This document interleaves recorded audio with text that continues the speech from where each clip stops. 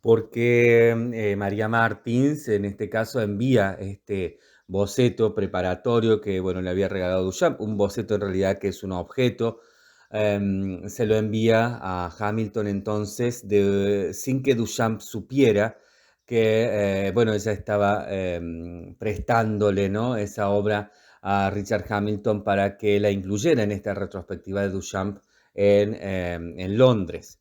Duchamp de hecho se sorprendió bastante cuando lo vio porque, bueno, estaba tratando de mantener en secreto su obra Tandoné para que apareciera póstuma, para que apareciera recién una vez que él hubiera muerto. En este caso, bueno, lo que sucede básicamente es que Duchamp cuando ve esto, ¿no?, según cuenta un poco el mito, la leyenda tal vez incluso, se sorprende, ¿no?, y se ve hackeado de una manera muy duchampiana, dicho sea de paso, por su examante María Martins, ¿no? Esto siempre ha sido un punto interesante sobre la obra póstuma Estandonnais de Duchamp, de Marcel Duchamp, porque, bueno, este hackeo permitió a algunos investigadores, algunos seguidores e incluso yo diría que algunos fanáticos de la obra de Duchamp en su momento intuir que Duchamp estaba trabajando en alguna otra cosa, ¿no? Y bueno, esto impidió que ese secreto extremo que mantenía Duchamp sobre Le Tandone realmente se haya dado, ¿no? No fue posible. O sea, ahí la actitud, ¿no? Esa acción de María Martins, que además, por supuesto, no sé si lo saben o conocen de ella, pero bueno, es una artista y que en ese sentido, pues que de alguna manera, ¿no?, generó esta acción en respuesta también a Duchamp, ¿no?, a quien había sido su amante durante muchos años.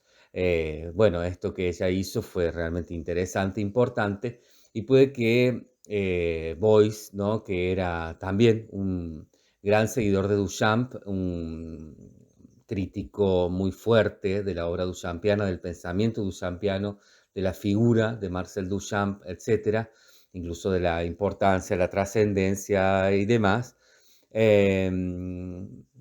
Podría ser que Beuys haya conocido este dibujo y que haya reparado en él, ¿no? Que haya reparado de la misma manera en que, bueno, los investigadores y demás que seguían a Duchamp, ¿no?, mismamente diría yo que como él, em, lo notaron, ¿no? Notaron que ahí había algo en lo que seguramente Duchamp estaba trabajando en secreto y, bueno, prestaron mucha atención.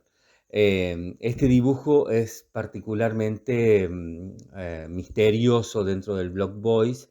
Está puesto también solo, ¿no? La gran mayoría de los dibujos en esta zona de las vitrinas que les cuento, en estas 4 salas dentro del Block Boys, en el Museo de Darmstadt. Están generalmente por grupos, ¿no? Los dibujos están como juntos, puestos de a 3, de a 4, de a 2, y este es uno de los pocos que está solo, ¿no?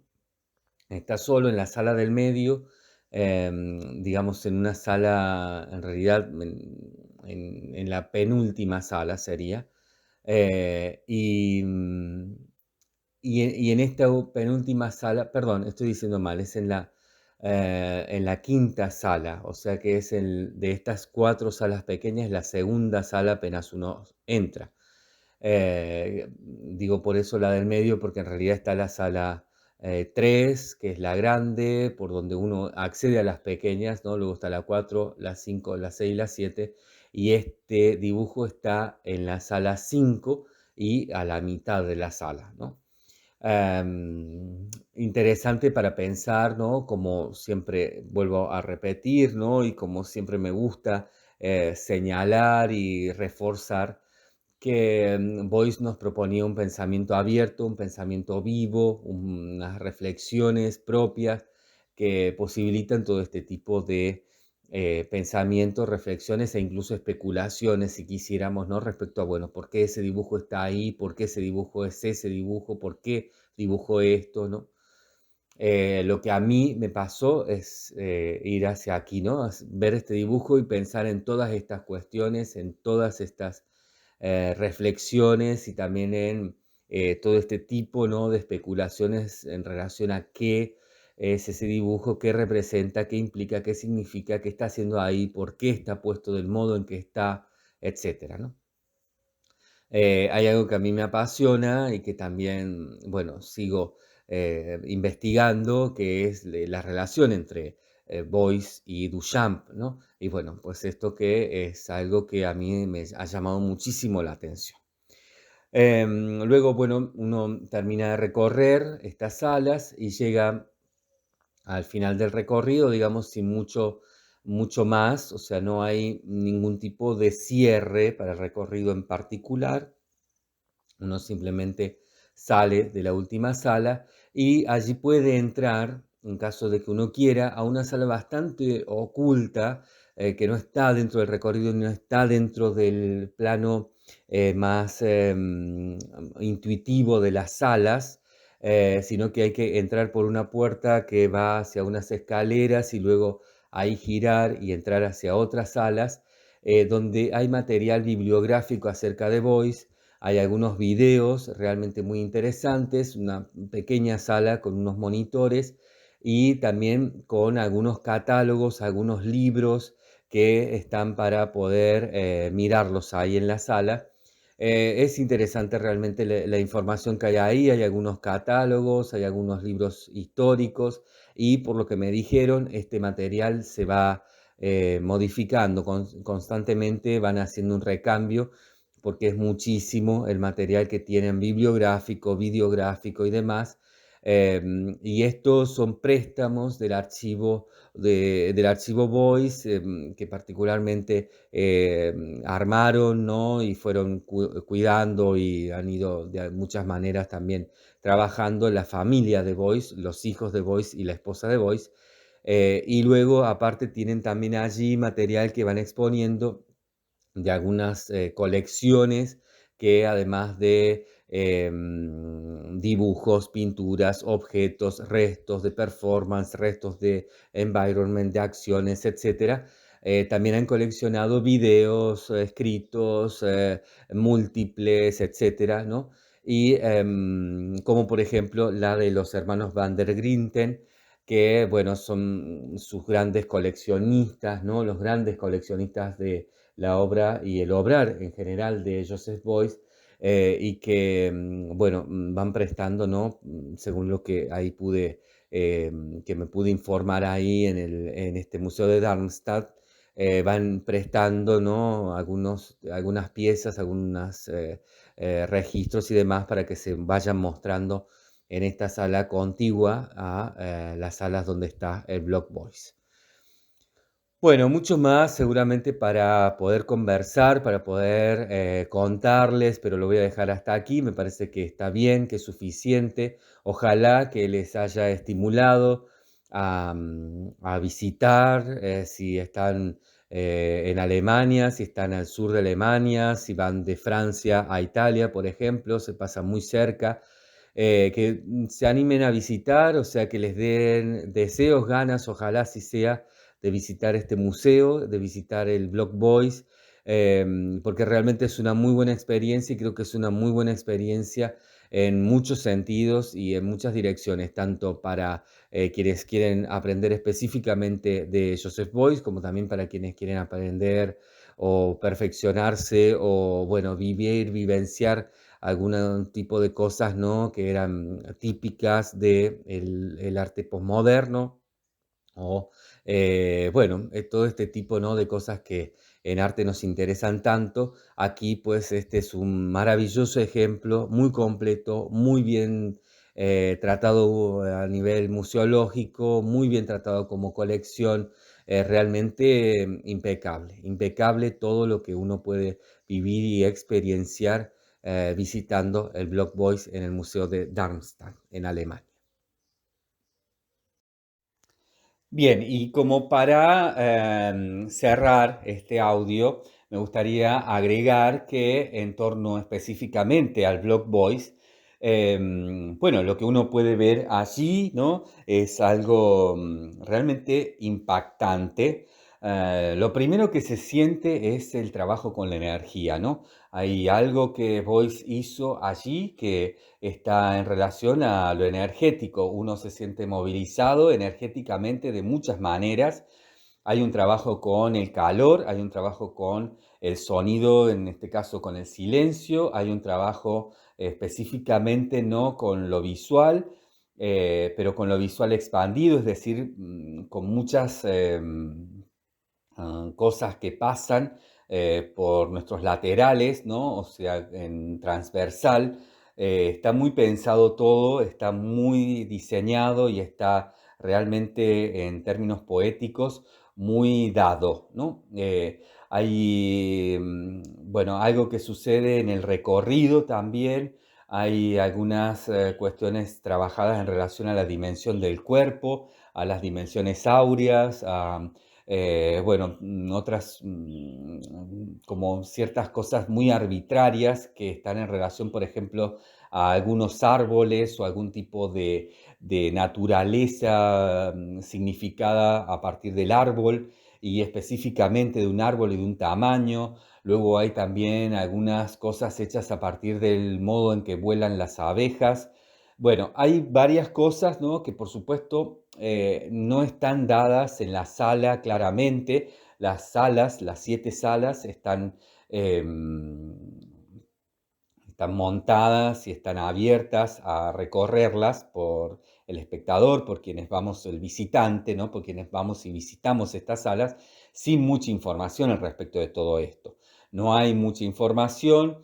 Lo que tenemos sobre todo son los típicos epígrafes de museo, ¿no? Donde, bueno, se nos dice el nombre de la obra, las dimensiones, los materiales y alguna que otra nota, ¿no? Al respecto del montaje, de cuándo fue, de por qué pasó esto del Block Boys, ¿no? De cómo llegó al museo, de que, bueno, esto ha tenido una forma, especialmente en sus paredes, que eran de color naranja, que estaban revestidas por una tela, y que luego esto se sacó, que se cambió por paredes hoy de un color tiza. Y que, bueno, digamos, esto estuvo en relación a cierto tipo de cosas que fueron pasando con esta obra, que las vitrinas han sido cambiadas, que algunos objetos que están dentro de las vitrinas no son los originales, sobre todo los orgánicos.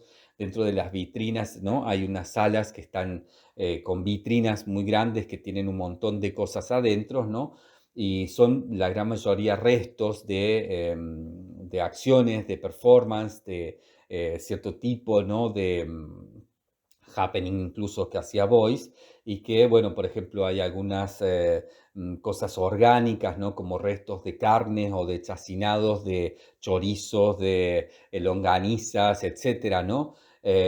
O mismamente la grasa o cera. Bueno, hay distintos tipos de cosas como estas que cada tanto se van recambiando por el propio paso del tiempo y cierto modo de degradación, ¿no? Que en algunos casos parece que ha sido indicada por Boyce de ese modo y en otros casos por asuntos y predisposiciones museológicas se van renovando. Las salas entonces son 7 salas, una muy grande, que es por donde uno accede, muy grande y diría yo que muy minimal, muy vacía, ¿no? Con apenas unos objetos que están ahí. Luego uno pasa a una segunda sala que es mucho más pequeña, digamos, pero todavía sigue siendo grande y que está muy abarrotada de objetos. De hecho, uno pasa por un pasadizo muy pequeño que queda entre la puerta, la pared y unas pilas, ¿no? Muy impresionantes y bellísimas de planchas de cobre y de fieltro que están allí, ¿no? Puestas como unas especies muy impresionantes de objetos rectangulares, bueno, muy escultóricos, minimalistas, ¿no? Parecen cubos minimalistas, parecen en ese sentido, ¿no? Unas especies de formas simplemente, y que, bueno, uno pasa por entre medio de eso, esto debe tener aproximadamente 1,5 metros de alto, y están puestas muy cerca de la pared y uno pasa entre eso, ¿no? Aparte, estas salas no se pueden fotografiar, no está permitido tomar fotografías ni video aquí, y bueno, también dentro de esta idiosincrasia, ¿no? de Darmstadt, vamos a decirlo así, porque en realidad es de Alemania, pero como les digo, cada lugar tiene, ¿no?, sus propias reglas para mantener los órdenes que han planteado. Aquí, bueno, el orden es este y hay guardias todo el tiempo, aproximadamente les podría decir que unos 5 guardias que están dando vueltas por toda esta zona para que uno no tome fotografías ni tampoco se acerque demasiado a las obras, cosa que nos impone un cierto tipo de respeto y de temor que se ve manifiesto, digamos, cuando uno pasa tan cerca de las obras en estos pasadizos tan pequeños que han quedado entre las paredes y, por ejemplo, estos objetos. O sea, uno tiene que pasar por unos espacios muy pequeños con el temor de rozar la obra, con el temor de tocarla. Bueno, todo eso está influyendo en la percepción y realmente es muy interesante lo que pasa. Luego también en esta sala hay obras más arquetípicas, digamos, o más conocidas, como el traje de fieltro, bueno, este tipo de cosas, ¿no? Y hay algunas pinturas, hay algunos dibujos ya que empiezan a aparecer. Luego hay una tercera sala que más o menos es de las mismas proporciones y es un poco cuadrada, por decirlo de algún modo, ¿no? Un rectángulo casi cuadrado, donde, bueno, tenemos la silla de grasa, tenemos algunas otras cosas, ¿no?, también muy arquetípicas, todo en relación, ¿no? Todo esto está relacionado entre sí, todo esto está funcionando como una sola cosa, incluso en términos duchampianos podríamos decir que como una maquinaria, aunque a Beuys no le gustara la idea, ¿no? Em, Boyce, bueno, habla más de un artefacto, ¿no? De fe y un artefacto a partir de ahí energético, ¿no? Un artefacto que genera vida, que genera energía.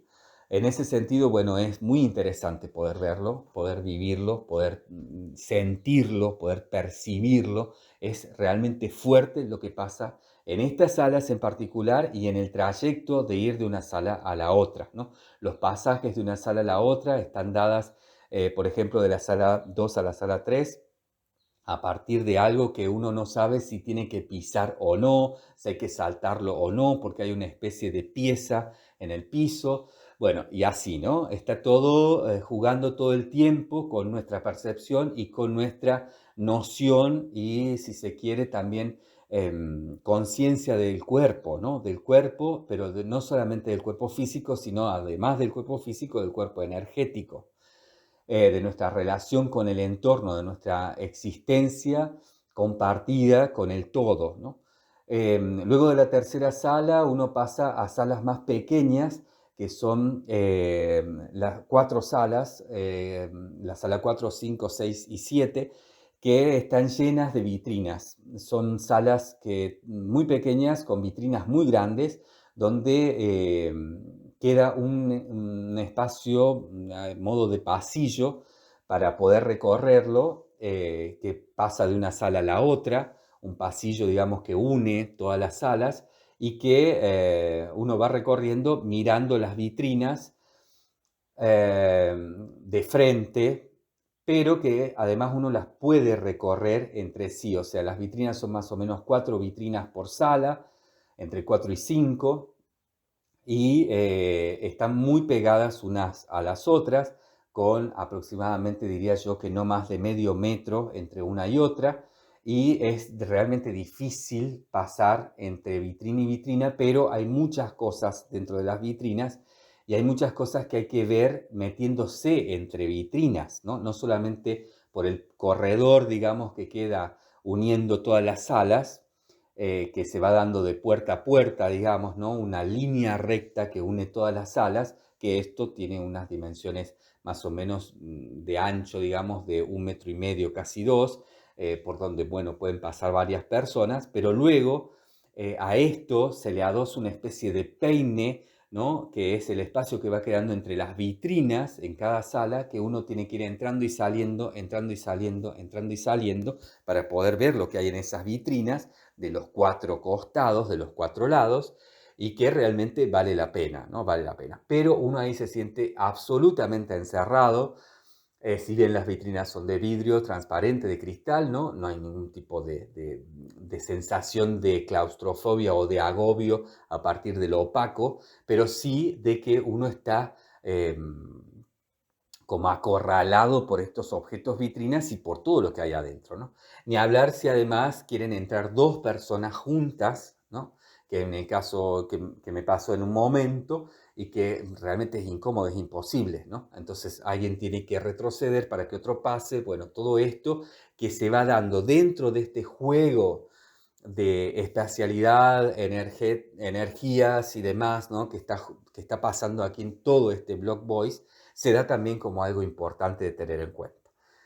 Dentro de estas salas, además, hay muchos dibujos, hay algunos dibujos que son realmente muy interesantes, sobre todo uno que es muy poco conocido, no hay casi registros, y que es un sin título, no tiene un título específicamente, que es un dibujo en el que Boyce ha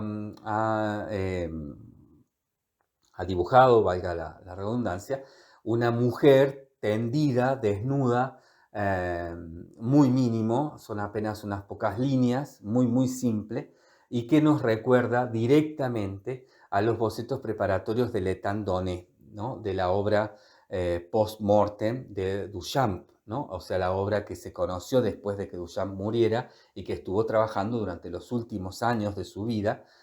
Eh, este dibujo recuerda mucho, mucho, diría yo que de una manera casi literal, a la forma en que está tendido el cuerpo, que uno puede ver a través de la mirilla de un gran portón en el montaje que hizo Duchamp y que se llama etandone, ¿no? O es un gran portón de madera al que uno se acerca y ve que hay unos pequeños agujeritos, uno se asoma por allí y ve adentro una escena en el campo donde hay una mujer tendida, desnuda, o un cuerpo femenino, vamos a decirlo así, desnudo, aparentemente reposando o muerta, y que tiene en la mano una lámpara de gas que está prendida y que está encendida, y esto, si bien está ocurriendo de día, la escena es de día, esta lámpara se ve francamente iluminando, y luego detrás de esto una cascada, ¿no? De agua que está cayendo con agua que está corriendo. Bueno, más o menos esta es la escena que se ve a través de esta puerta, de esta mirilla, ¿no? Hecha con dos agujeritos, donde uno, no es en realidad una mirilla en términos de una cerradura, sino una mirilla en términos de dos agujeritos en una puerta por donde uno espía, ¿no? El mirón que se mete sobre la escena a mirar, ¿no?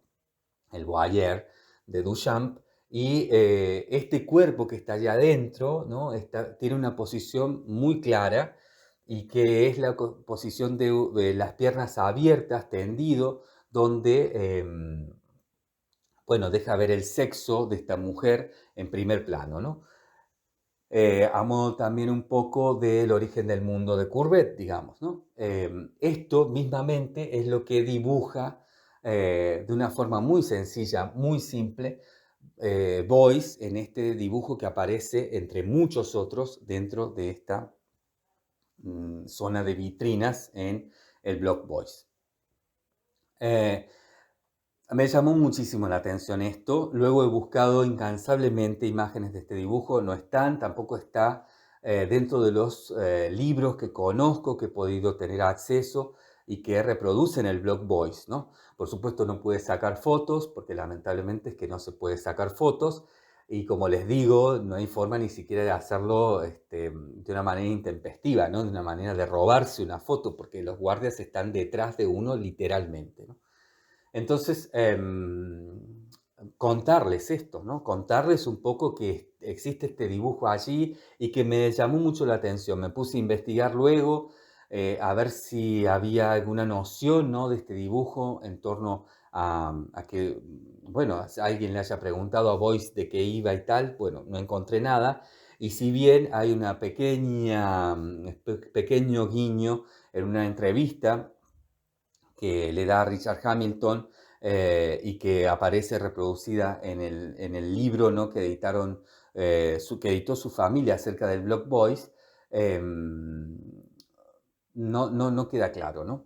Lo que sí queda claro es que es probable que por esto, ¿no? Que habla Boyce con Hamilton, Boyce haya conocido la muestra, haya conocido en la muestra que Duchamp se hizo en Londres y que curó, por decirlo así, ¿no? Hamilton, organizándola junto con Duchamp, que allí, ¿no? Se expuso sin querer queriendo, porque fue algo que, una especie de hackeo que hizo la amante de Duchamp, que bueno, que fue en la que Duchamp de algún modo se fue inspirando, entre comillas, ¿no? Para poder ir haciendo esto que luego se llamó Le Tandone, ¿no? Por lo menos algún tipo de primera inspiración sobre el modo del cuerpo, el modo del tendido de este cuerpo y tal en la hierba. Esta amante, ¿no? De Duchamp recibió un boceto muy primero de todo esto, cuando Duchamp, bueno, tenía en absoluto secreto esta Etandoné, ¿no? Ella recibe esto y se lo envía a Hamilton para esta muestra de Duchamp en Londres. Esto fue realmente muy fuerte. Salí de París a la tarde. Estuve primero, bueno, paseando, caminando un poco por la zona de Bercy, que es de donde salía mi autobús. Iba hasta una ciudad llamada Karlsruhe. No sé si lo estoy pronunciando bien. A ver, voy a ver. Am,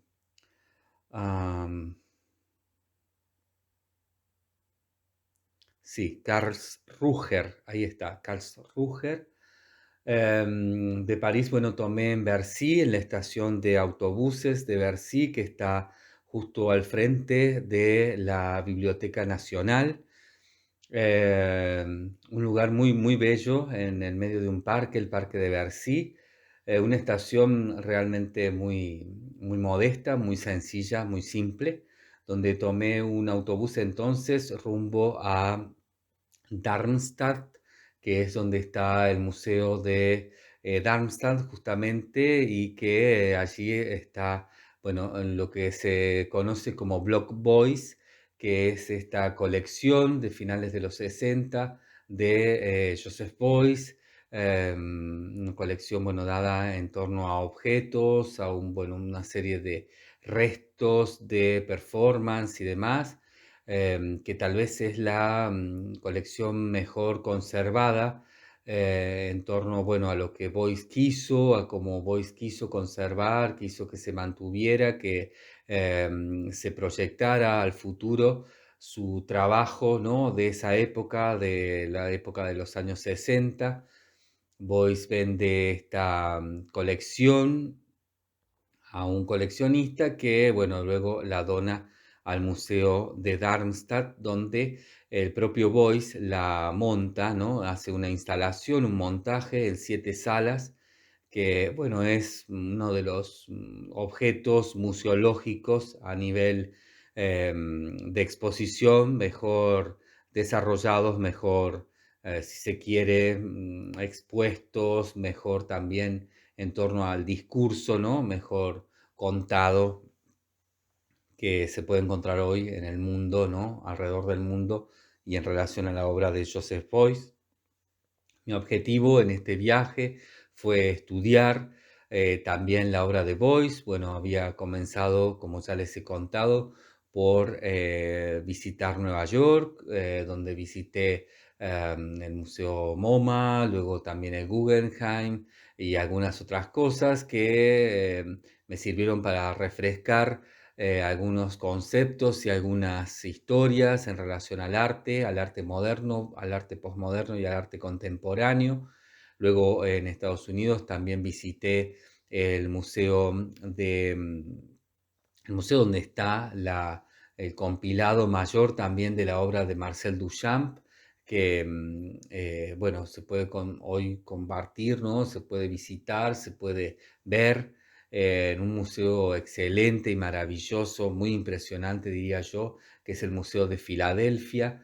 Luego también estuve visitando en Estados Unidos en este viaje el Museo de Andy Warhol, que está en la ciudad de Pittsburgh, la ciudad donde nació Andy Warhol, un museo también dedicado especialmente a Warhol y que si bien es bastante pueblerino, si se quiere, ¿no? Un museo bastante conservador, sobre todo para el planteo tan, si se quiere, extremo de Warhol, ¿no? Tan postmoderno contemporáneo. Este museo resulta bastante conservador, pero bueno, muy bueno, ¿no? Realmente un museo interesante.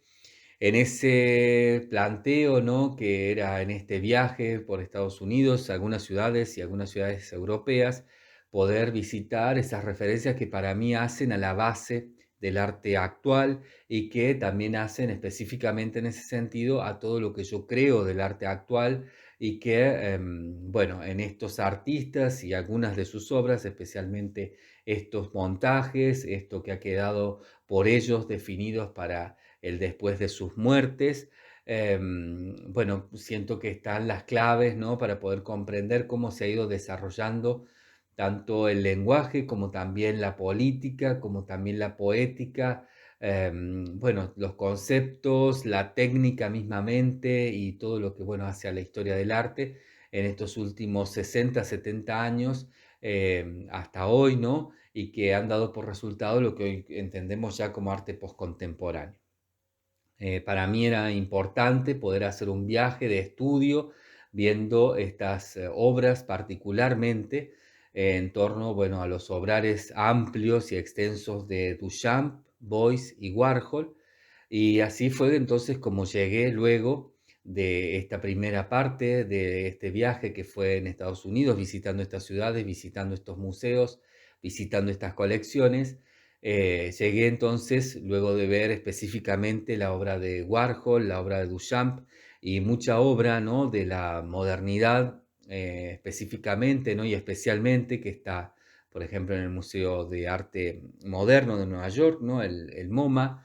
Llegué entonces a Europa, a París puntualmente, donde, bueno, visité el museo, el centro en realidad de arte moderno Pompidou, donde, bueno, también pude ver algunas obras importantes de todos estos artistas y que también hacen a lo que estaba buscando, ¿no? Revisar en relación a esta base, a estos fundamentos, a estos primeros desarrollos del arte que nos llevan hasta el arte contemporáneo, postcontemporáneo actual.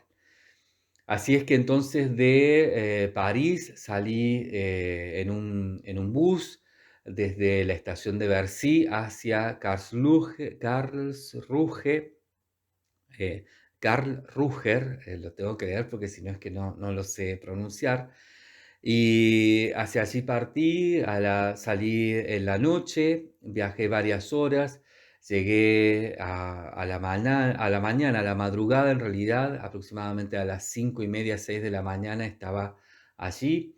Bajé de mi bus en una parada, en un stop, digamos, que estaba ya en la ciudad, frente en realidad a la estación de trenes de Karlsruhe, la Farad Station o la Farad Station.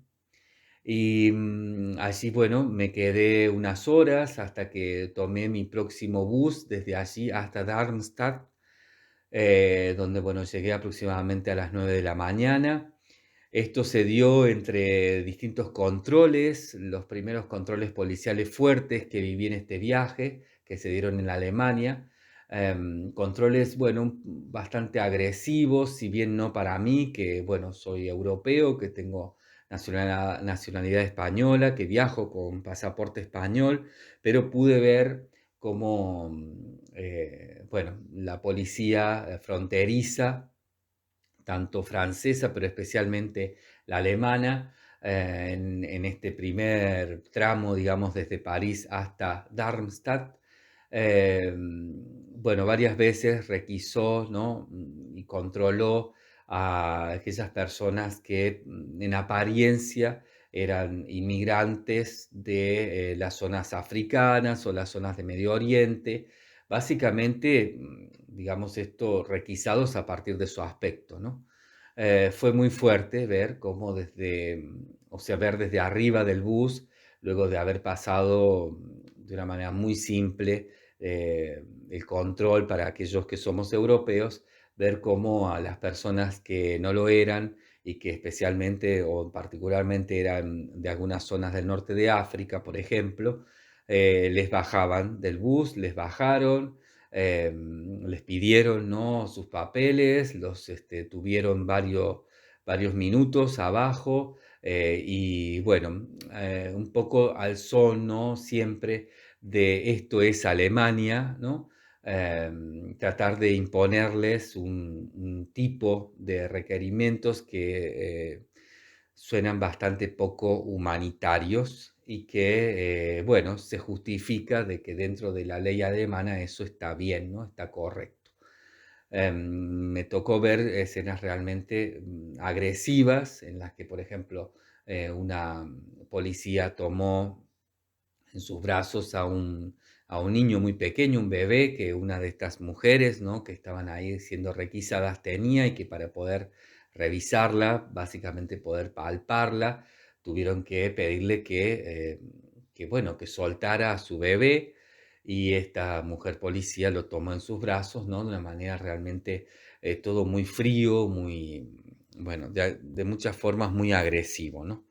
Em, Esto fue en el medio de la noche, además, ¿no? Donde todo además se siente mucho más dramático y uno se sensibiliza más. Así es que llegó entonces a Karlsruhe, y luego, bueno, que me quedé en la estación. La estación estaba recién abriendo, ¿no?, en torno a sus locales comerciales, estaban abriendo los pequeños barcitos que hay adentro.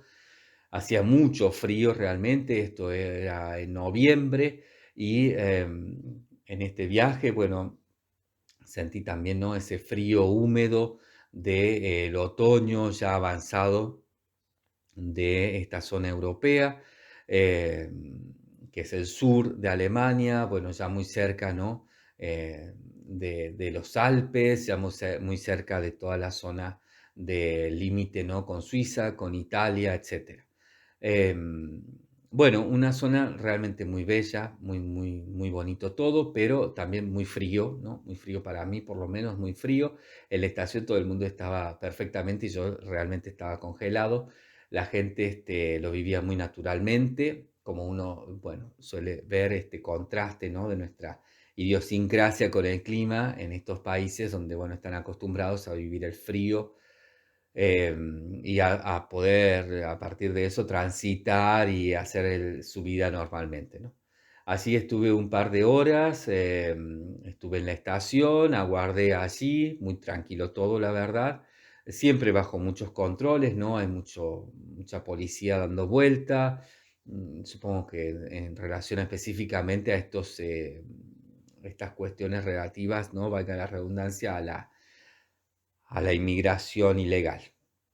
Luego, bueno, tomé otro bus. En la parada del bus fui otra vez, eh, se me requirieron otra vez mis documentos por parte de policías o guardias que estaban dando vueltas por ahí.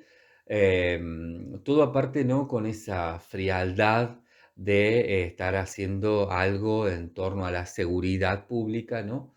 Muy propia, insisto, de estas zonas de Alemania donde, bueno, todo parecería en relación a la seguridad pública está justificado a la hora de tratar de una manera muy fría y poco humana a las personas, ¿no?, para requerirle, por ejemplo, una documentación. Estuvo todo bien en mi caso, esperé ahí, aguardé, no sin miedo, porque siempre me da mucho temor y también miedo incluso, porque, bueno, es difícil comunicarse, ya que, bueno, no les gusta hablar mucho en inglés y están siempre bajo este sol, ¿no?, de esto es Alemania, intentando, bueno, comunicarse de otra manera y a mí me da un poco de temor. No digo que sea, que esté bien o mal, ¿no? Simplemente cuento lo que para mí es mi experiencia dentro de mi idiosincrasia, que todo eso me resulta realmente muy agresivo. Subí entonces al bus hacia Darmstadt, ¿no? Allí al frente de la estación de la Fahrradestation o de la Fahrradestation de Karlsruhe, ¿no?, la estación de tren. Así subí a mi bus.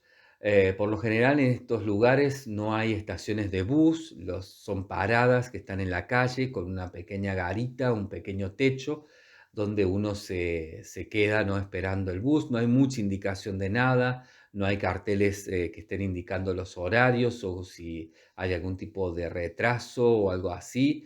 Uno simplemente está ahí, ¿no? Siempre las estaciones de trenes, bueno, manifiestan un gran contraste porque realmente estos lugares donde se esperan los buses son muy, muy precarios.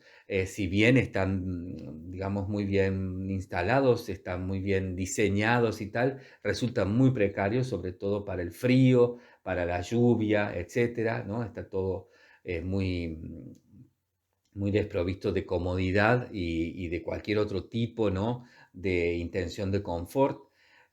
Bueno, aquí se dice, ¿no? Claramente que esto tiene que ver con los niveles económicos. Las estaciones de trenes son para niveles económicos un poco más altos y las estaciones, estas paradas de buses son para niveles económicos más bajos, para los cuales no hay una intención realmente de cuidar ningún tipo de detalle, ¿no? Me tocó vivir esto por primera vez en Europa. Siempre las otras veces que he estado he viajado en tren y en tren, bueno, Europa se ve bastante mucho más amable que si uno viaja en bus. La verdad que el bus es una muy buena forma de ver todo ese otro lado de Europa en el que existe la pobreza y que si no bien no es una pobreza, por supuesto, ni parecida ni cercana, ¿no? A lo que es la pobreza en general en Latinoamérica o mismamente en África o en Asia, ¿no? En la India, por ejemplo. Esta es una pobreza mucho más cómoda, ¿no? Es una pobreza mucho menos precaria, pero y mucho menos peligrosa también, claramente, pero es una pobreza a la cual el Estado, incluso en Alemania, donde tanto se cuidan los detalles, ¿no? En torno a las diferencias de clases, eh, uno ve que es una pobreza bastante eh, olvidada, ¿no? Dejada de lado en torno a este tipo de equipamientos urbanos, a este tipo de situaciones, ¿no? De conexión y demás, que además se ven reflejadas también en por ejemplo, el bus, que es sumamente incómodo para viajar muchísimas horas. Estamos hablando que llegar desde París hasta Darmstadt son aproximadamente entre 10 y 12 horas, ¿no? Con el intervalo de esperar en Karlsruhe el cambio, ¿no? De bus, pero de autobús, pero en eso, bueno, uno no tiene ningún tipo de comodidad. Las butacas, los asientos son sumamente duros, apenas que se reclinan, son sumamente pequeñitos, están mal indicados. En este caso, bueno, yo viajé por una empresa que se llama Flixbus, que es originalmente también alemana, si es que no lo sé mal. Y también, ¿no? Un trato bastante poco amable, poco agradable, bueno, cosas que también viví del mismo modo en este mismo viaje en Estados Unidos, ¿no? Donde también se viaja y que ya lo he contado en los audios anteriores de este viaje, donde se viaja en autobús de una manera muy precaria, ¿no? El conductor, el chofer del bus, que habla, ¿no? A través de un micrófono que se escucha a través de altavoces, de parlantes, que, bueno, no se entiende bien, hablan realmente muy rápido, hablan en un inglés, tanto en Estados Unidos como en Europa, ¿no? Inglés con mucho acento local, con mucho modismo, muy difícil de entender, o sea, muy poco amable, especialmente para el turista, ¿no? No son ámbitos en los que uno como turista se pueda relajar, ¿no? Son muy tensos, uno va tenso, no hay carteles, no se informa claramente de cuál es la próxima parada, cuál es el próximo lugar donde va a hacer un stop el bus, tampoco se informa claramente qué tiempos va a tomarse en el stop. Uno va un poco perdido, hay que ir muy, muy atento y tratar de agarrar en esos modos del inglés, ¿no? Tan localista, tan regionales, lo que uno pueda. y estar muy conectado con el móvil, con el teléfono, para poder seguir las rutas a través de Google Maps cuando se puede, e irse orientando ahí, ¿no? Todo esto no pasa en los trenes, si bien en algunos casos, por supuesto, también uno tiene algún tipo de situación, vive algún tipo de situación como esta, en general no. Y bueno, tiene que ver básicamente tanto en lo que viví, ¿no? En estas ciudades de Estados Unidos, yendo desde Nueva York a Pittsburgh, o de Pittsburgh a Filadelfia, y de Filadelfia volviendo a Nueva York, y también, ¿no? Viajando hacia Washington o hacia Houston, ¿no? O específicamente en Washington a Houston. Bueno, cuando uno viaja en autobús, la situación es realmente compleja, e incluso por momentos difícil, aunque nunca haya ningún tipo de peligro ni ningún tipo de contratiempo mayor, ¿no? Pero no es simple y no es fácil. Y luego en tren sí, ¿no? En tren es sumamente simple, sumamente fácil, aunque tenga algún tipo de complicación. Eh, en Europa me pasó lo mismo, ¿no? Específicamente en este viaje, hablando de moverme desde París hasta Karlsruhe, de Karlsruhe hasta Darmstadt, y luego de Darmstadt fui hasta Venecia directamente, también en estos bus, en el Flixbus o Flixbus, y ver y vivir la misma situación, ¿no? Y luego de Venecia viajé también en un Flixbus hasta París otra vez, y también fue una situación compleja, ¿no? Difícil, o sea, con todos estos condimentos que, insisto, en comparación con los trenes, y en este caso hablo específicamente de estos lugares, ¿no? Eh, no es lo mismo, ¿no? En comparación es que en el tren uno viaja muchísimo más cómodo, está todo mucho más claro, y no hay tanto tipo de tensiones, ¿no? No se generan tantas tensiones.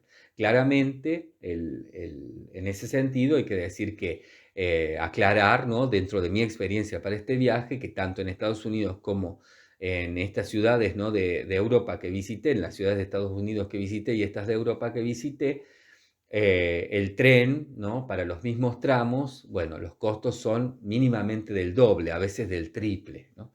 Entonces, bueno, vemos una relación de ese cuidado sobre las personas que viajan en estos medios públicos de transporte, muy relativas a cuánto es lo que pagan, ¿no? Una relación absolutamente neoliberal del consumo, ¿no? Aunque esto sea en relación a servicios públicos.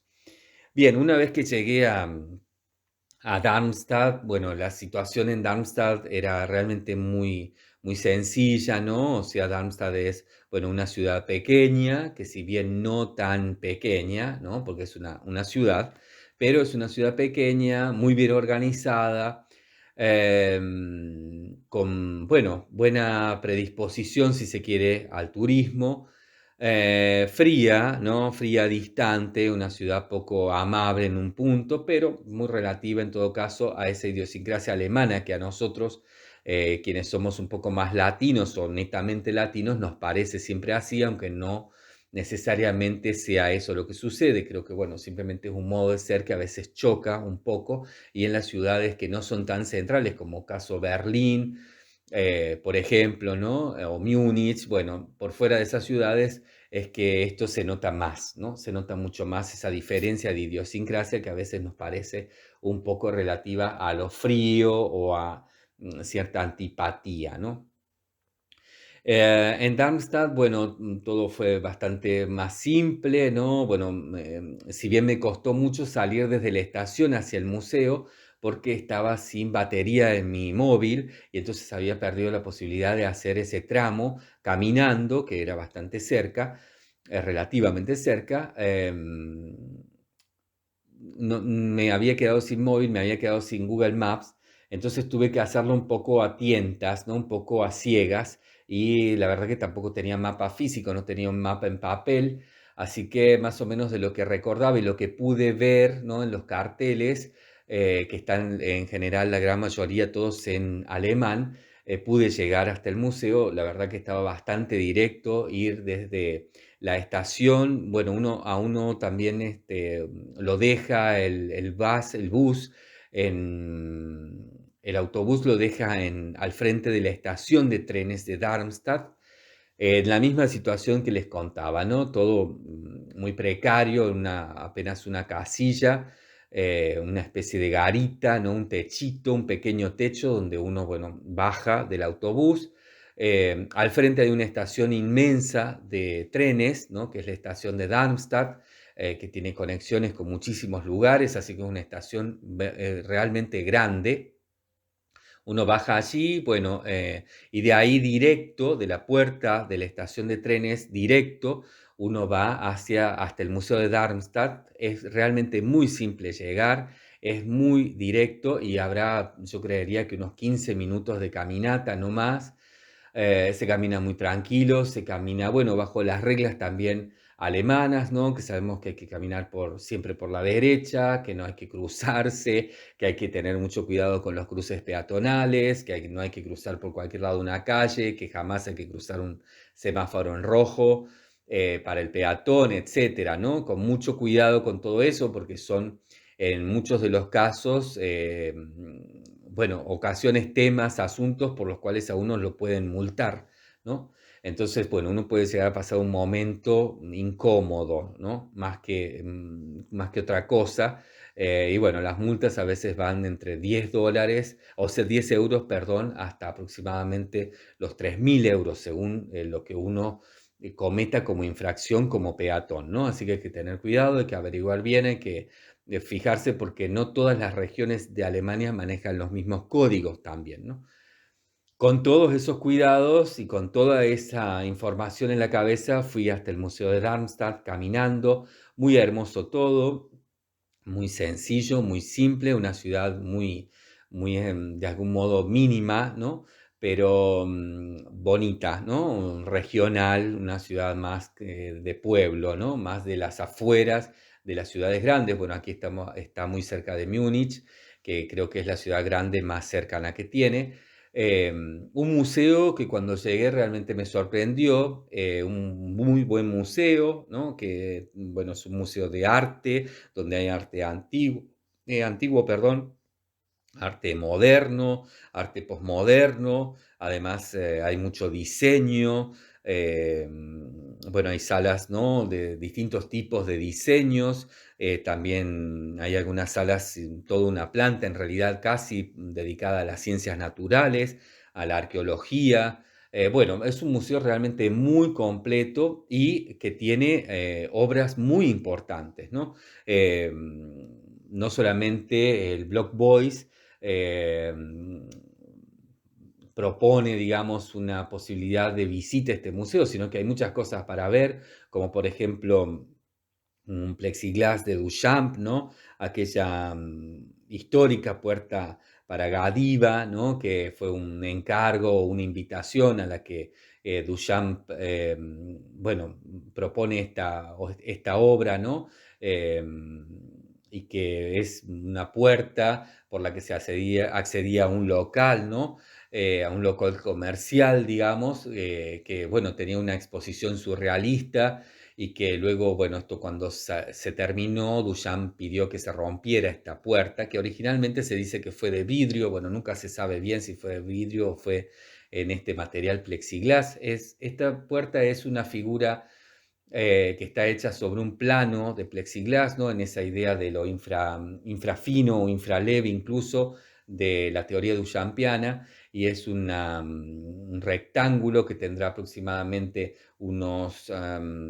supongo que más o menos como 1,10 m por 2,5 m de altura, y que está calado a escala natural, a escala, digamos, humana, la figura de dos personas abrazadas, y que esto es lo que tiene calado este plexiglas en el medio. Búsquenlo, mírenlo, porque, bueno, es una interesante figura, ¿no? Esto estaba propuesto para el local de André Breton, el surrealista, ¿no? Artista, escritor surrealista que había trabajado esta exposición en un local y que, bueno, había invitado a muchos artistas y que Duchamp propone esto para la puerta. Se pasaba a través de esta figura calada desde el interior al exterior o del exterior al interior, ¿no? Un poco con esta noción, esta idea que Duchamp había trabajado en sus notas en relación a lo infrafino, a lo infraleve, a lo infra, en ese sentido, ¿no? Que podemos entender en el español,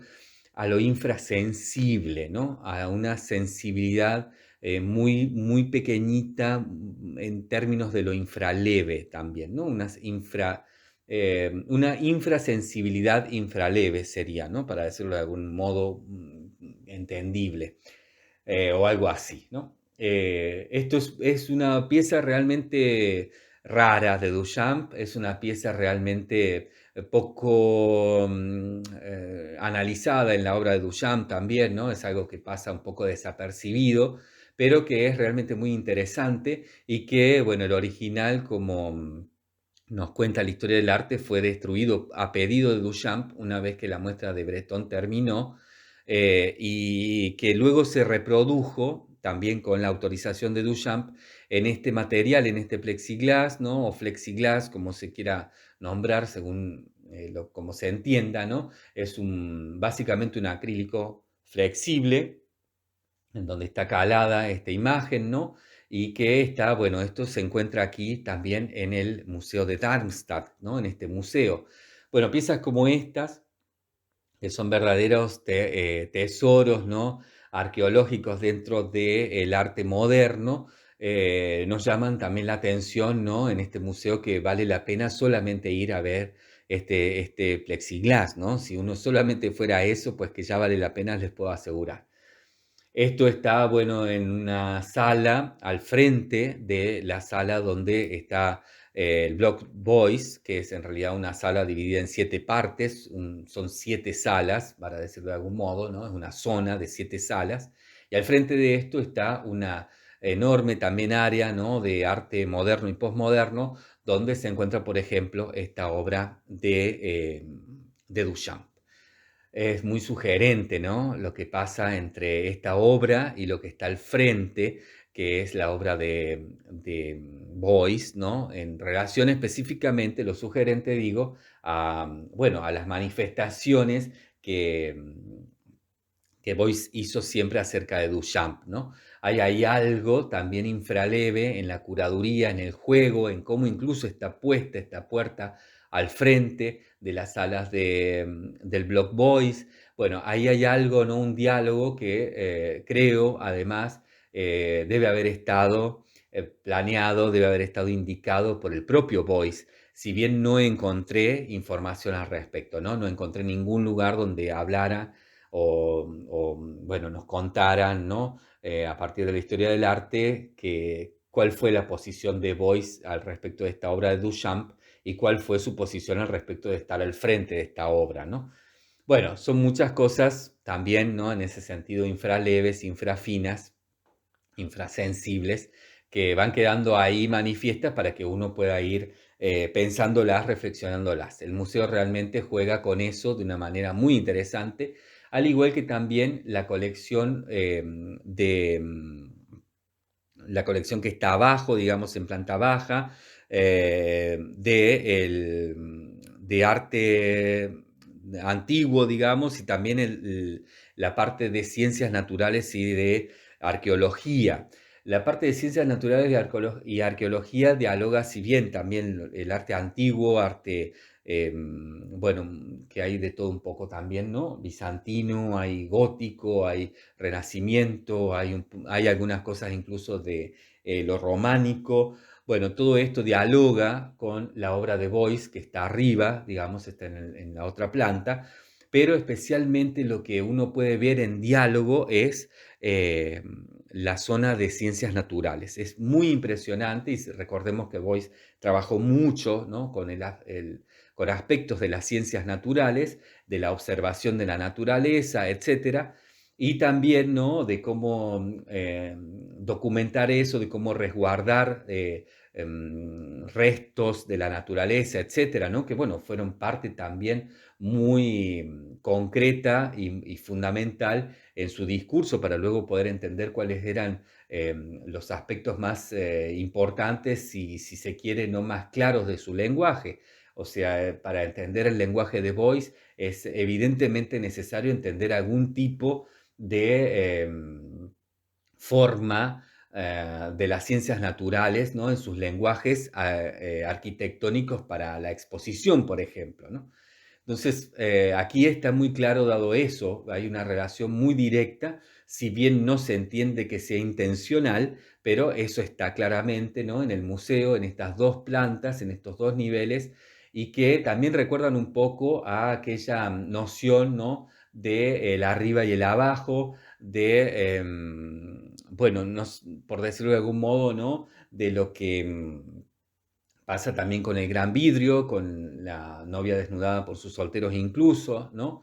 De este arriba y de este abajo, que aquí funciona perfecto, ¿no? O sea, hay una lectura posible en este museo de un arriba y un abajo que, bueno, nos recuerda muchas cosas, ¿no? También nos recuerda algunas cuestiones freudianas, ¿no? Del yo y del superyo, etcétera, ¿no? Y que uno puede poner en relación. Está realmente muy interesante en ese sentido hacer la visita a este museo y pensar en todas estas cuestiones, ¿no? Hay aquí algo que excede ampliamente a las 7 salas donde está el Block Boys y que se expande en todo esto y no pretenciosamente o caprichosamente por uno, ¿no? Visto así, sino que si conocemos un poco lo que Boyce reflexionaba, lo que Boyce dijo, lo que Boyce manifestó, ¿no? Como maneras para leer el arte, para leer las intenciones de un artista y a partir de eso las acciones, las expansiones y bueno, todo un trabajo siempre de territorios, pues que aquí entonces uno puede ver claramente que hay más información de la que evidentemente está dada, ¿no? En torno específicamente al Block Boys, ¿no? O sea, aquí hay un museo que está funcionando de una manera que nos remite a las teorías, a la poesía y seguramente que a mucho de lo conceptual, político, planteado y propuesto por Boyce, ¿no? En sus aspectos técnicos e históricos para su obrar en general, ¿no? Es interesante poder verlos desde ese punto. Por eso que también quería visitar este museo, porque sabía que aquí no solamente había sido desarrollado un aspecto en torno a la exposición de esto que son restos, ¿no? De distintos tipos de intervenciones, instalaciones, y bueno, y environments, ¿no? Estos contextuales, digamos, que había hecho Boyce y que quedaron aquí reunidos en el Block Boyce, ¿no? Por el propio artista y luego a partir de la compra, ¿no? Y de la donación al museo por el artista y el museo, ¿no? En un trabajo conjunto, un trabajo museológico, arquitectónico en torno al arte, ¿no? Un arte y museo sería, ¿no? Un arte y museología. No solamente sabía que iba a poder ver esto, sino que sabía que esto se expandía sobre el museo y también sobre las áreas exteriores del museo. El museo está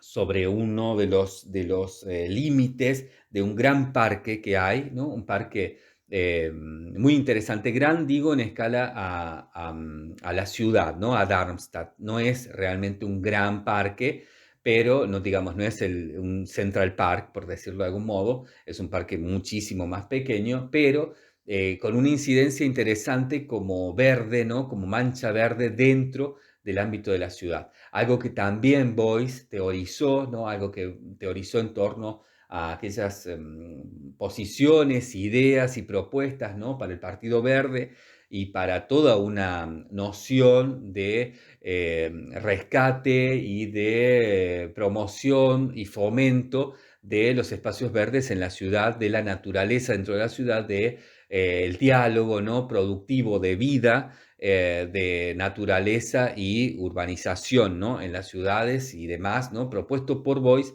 más o menos desde mitad de los 70 hasta, diría yo que su muerte, ¿no?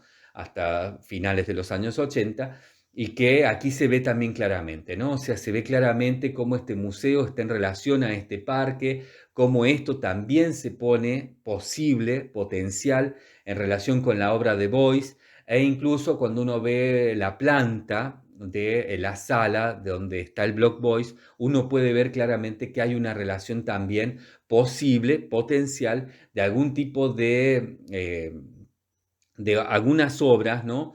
Que están de algún tipo, digamos, de estos restos que están dentro del Block Boys, y que puede haber sido también planteado por Boyce, ¿no? En torno a esto que él también hacía mucho, que era buscar eso infraleve que a veces no podemos conocer a través de la razón dentro de, por ejemplo, la disposición de una obra en una sala en relación al exterior, a un parque que está por fuera, pero que Boyce trabajaba perfectamente, ¿no? O sea, generaba a partir de eso ciertos tipos de movimientos energéticos, cierto tipo de generadores energéticos, ¿no? A través de la disposición en la sala de algunos objetos en relación a lo que pasaba en el exterior, en este caso del museo, y que eso, ¿no? Boyce lo hacía para poder generar energía, ¿no? Buscando en términos, por ejemplo, de las orientaciones cardinales o buscando algunas relaciones con el sol, buscando relaciones con las sombras, con los árboles, etcétera, ¿no? Aquí en este parque hay árboles centenarios, sino tal vez milenarios, etcétera, que bueno, yo creo que Boyce, por ejemplo, ahí hizo algún tipo de trabajo y de estudio, ¿no? Y si no, mismamente es interesante poder reflexionarlo, ¿no? Más allá de Boyce, que como sabemos, nunca quiso específicamente definir nada, sino proponernos siempre puntos de partida para que nosotros pensemos cosas, para que nosotros abramos, expandamos el conocimiento que a partir del arte se nos va dando, se nos va proponiendo, ¿no? Se nos va proporcionando y etcétera. A mí me llevó a pensar en todas estas cosas, reflexioné mucho, recorrí el parque, pensé en el formato de la planta del museo, en el formato de las salas donde está la obra de Boyce, en cómo eso se podía relacionar con el exterior, cómo se relacionaban estas obras y estas salas, estas 7 salas donde está el Block Boyce, con el resto del museo, y cómo eso se relacionaba con el pensamiento y las propuestas de Boyce en torno a su arte expandido, ¿no? En torno al arte expandido, a relaciones sociales con problemáticas de lo humano, urbano, ¿no? Como el trabajo, la política, bueno, mismamente el arte y las instituciones de arte, el conocimiento, la universidad, y a partir de eso, ¿no? Con todo lo que hace a la pedagogía y al arte, ¿no? Como base para, a partir de ahí, generar pedagógicamente, ¿no? Generar una educación, un modo de construir, de formar personas que generaran luego una vida mucho más amable, ¿no? A la humanidad que lo que ya en ese momento lo estaba haciendo, sobre todo las grandes urbes. Aquí quedan los planteos muy claros, ¿no? Visitar entonces Darmstadt no es solamente visitar el museo y mucho menos es solamente visitar las salas donde está el Block Boys. Esto es una visita que hay que hacer, diría yo, ¿no? Recomiendo a partir de estos mínimos conocimientos, de bases mínimas de conocimiento acerca del pensamiento de Boyce y poner todo en relación. Creo que es el lugar donde mejor esto queda planteado, ¿no? Es el lugar donde mejor queda propuesto y donde mejor uno, creo, puede tener la experiencia de pensar la plástica tradicional con la plástica ampliada y expandida de Boyce. Luego de salir del museo, recorrí entonces el parque que está alrededor del museo, que está, bueno, por la parte de atrás en realidad de este museo, un parque precioso que, como les decía, tiene en muchos aspectos relación también con cierto tipo de disposiciones en el montaje de la obra de Boyce. Previamente a esto, perdón, en realidad una vez que salí de las salas del Block Voice, de la sala contigua de informaciones bibliográficas y demás, pasé nuevamente, porque había pasado al entrar al museo, por la zona de ciencias naturales, que termina de completar la idea, ¿no? que se está manejando en general para la curaduría y que evidentemente Voice manejó para el montaje, por ejemplo, de las vitrinas, ¿no? Hay mucho de ese amor y de esa pasión que Boyce tenía por las ciencias naturales y por la museología o por los modos de mostrar en un museo elementos relativos a las ciencias naturales y a todo tipo, ¿no?, de derivados desde ahí. Así es que, bueno, también, ¿no?, agregar esto para decir que esta visita puede complementarse de muchos modos, creo yo, completarse con, bueno, pasar nuevamente por la sala de ciencias naturales del museo y luego recorrer el parque que está allí al lado. Una vez que salí del parque, fui directamente a la estación de trenes, estaba muy cansado, estaba realmente muy agotado, donde había dejado mi valija en un locker y fui allí a recargar mi móvil, mi teléfono y a esperar unas cuantas horas. Esto era aproximadamente las 6 de la tarde y yo tenía mi autobús que me llevaba hasta Venecia, iba ya camino a la Bienal de Venecia. Eh, Me fui a guardar mi autobús que salía a las 12 de la noche, tenía que esperar 6 horas ahí a la estación de trenes. Y bueno, esto se hizo realmente muy pesado, estaba muy cansado, estaba muy agotado. Y bueno, luego que estuve cargando el móvil, estuve dando vueltas por ahí, estuve los bares que había hasta que cerraron a las 9 de la noche. Y luego tuve una situación agresivo-violenta con uno de los guardias de la estación, quien aproximadamente a las 11:30 de la noche vino de muy mala manera a decirme que me tenía que ir de la estación.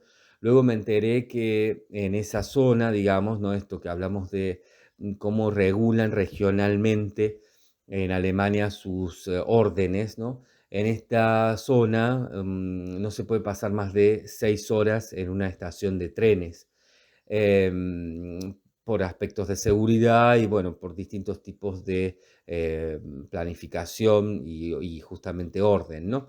A eso yo no lo sabía, realmente no tenía información al respecto y este guardia vino de muy mala manera, sin querer hablar en inglés, yo no hablo alemán, hablándome en alemán, indicándome que me tenía que ir, incluso tocándome, ¿no? Agarrándome del brazo, em, tocando mi maleta, mi mochila. Bueno, muy violento, una situación realmente muy difícil, me fue realmente muy difícil de asimilar, me quedé muy atemorizado, bueno, por supuesto que no puse ninguna resistencia, simplemente trataba de entender qué es lo que me quería decir, en qué era, en lo que yo estaba faltando, ¿no?, a las leyes, a la norma, a lo regular. Y bueno, salí, ¿no?, afuera, porque en realidad mi bus, como les contaba, tenía una parada en el medio de la calle, digamos, o sea, en una vereda, en una acera. Y bueno, salí afuera, aguardé, ¿no?, que quedaban 20 minutos más o menos, y tomé mi bus, ¿no?, que vino a horarios, son muy exactos, muy puntuales.